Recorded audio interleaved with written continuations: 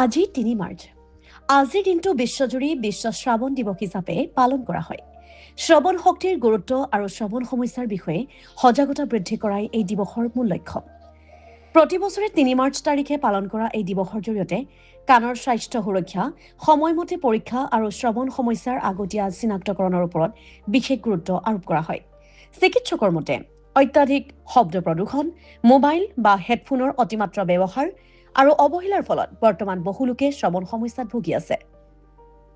বিশ্ব শ্ৰৱণ দিৱস উপলক্ষে আজি বঙাইগাঁও জিলাৰ যোগীঘোপাৰ চলন্তাপাৰা মজলীয়া বিদ্যালয়ত বঙাইগাঁও স্বাস্থ্য বিভাগৰ উদ্যোগত দিনজোৰা কাৰ্যসূচীৰে পালন কৰে। ছাত্ৰ ছাত্ৰীসকলৰ মাজত বিনামূলীয়া শ্ৰৱণ পৰীক্ষা শিবিৰ আৰু আলোচনা চক্ৰৰ আয়োজন কৰে। স্বাস্থ্য বিশেষজ্ঞসকলে নাগৰিকসকলক সময়মতে কাণৰ পৰীক্ষা কৰাবলৈ, উচ্চ শব্দৰ পৰা আঁতৰি থাকিবলৈ আৰু শ্ৰৱণ শক্তি সুৰক্ষিত ৰাখিবলৈ আহ্বান জনায়। নমস্কাৰ ল'ব। আজি বিশ্ব শ্ৰৱণ দিৱস ৱৰ্ল্ড হিয়াৰিং ডে হিচাপে উদযাপন কৰা হৈছে আৰু এই বছৰৰ থিম হৈছে কমিউনিটি টু ক্লাছৰুম।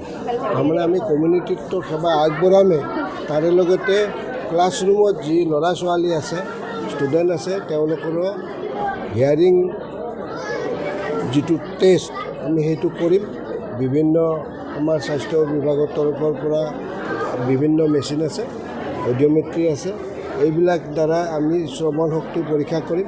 যদি এইবিলাকত কোনো ডিফেক্ট আছে তেতিয়াহ'লে আমি পৰ্যায়ক্ৰমে এইবিলাক RBSK থ্ৰুইদি চিলেক্ট কৰি লৈ উন্নত মানৰ চিকিৎসাৰ বাবে ডিষ্ট্ৰিক্ট হস্পিটেল, তাত নহ'লে আমি মেডিকেল কলেজ, তাতো যদি নহয় আমি যদি ষ্টেটৰ বাহিৰতো নিব লাগে তেতিয়াও তাৰ ব্যৱস্থা কৰা হ'ব। এইটো সম্পূৰ্ণ বিনামূলীয়াভাৱে। আমি বিভিন্ন যিখিনি সভা সমিতি হয় স্বাস্থ্য বিভাগৰ তৰফৰ পৰা, আজি হয়তো হিয়াৰিং ডে হিচাপত পালন কৰা হৈছে, কিন্তু আমি পাৰিলে যিমানখিনি সম্ভৱ এইটোৰ বাদেও আমি চকু, দাঁত আদি কৰি বিভিন্ন স্বাস্থ্যৰ সম্পৰ্কেও আমি এৱেৰনেছ ক্ৰিয়েট কৰোঁ আৰু সেইটো আমি জনাওঁ। কিন্তু আজি স্পেচিয়েলি এইটো কৰা হৈছে আমাৰ হিয়াৰিঙৰ কাৰণে। কিন্তু আমাৰ যি RBSK টীম আছে হেল্থৰ তৰফৰ পৰা প্ৰতিখন স্কুল এবছৰত এবাৰ ভ্ৰমণ কৰে আৰু আমি স্কুলৰ শিক্ষক শিক্ষয়িত্ৰীসকলক এই বিষয়ে আগতে অৱগত কৰাওঁ।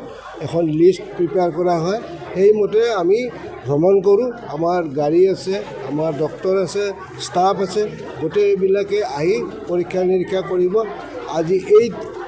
আজিৰ দিনটোত অৱশ্যে এইটো হিয়াৰিং এইডছৰ পৰীক্ষা কৰা হ'ব বা শ্ৰৱণ শক্তি পৰীক্ষা কৰা হ'ব, কিন্তু RBSK যিকেইটা মানে টিমে আহে তাত সকলো ধৰণৰ বেমাৰৰ চিকিৎসা কৰা হয়, পৰীক্ষা কৰা হয়। আজি ৱৰ্ল্ড হিয়াৰিং ডে উপলক্ষে আমাৰ বিদ্যালয়ত স্বাস্থ্য বিভাগৰ বিভিন্ন বিষয়াসকলে উদযাপন কৰিলে আৰু তেওঁলোকে বিভিন্ন ধৰণৰ কাণৰ সমস্যাৰ বিষয়ে ছাত্ৰ ছাত্ৰীসকলক অৱগত কৰিলে, ল'ব লগা ব্যৱস্থাৰ বিষয়ে অৱগত কৰিলে।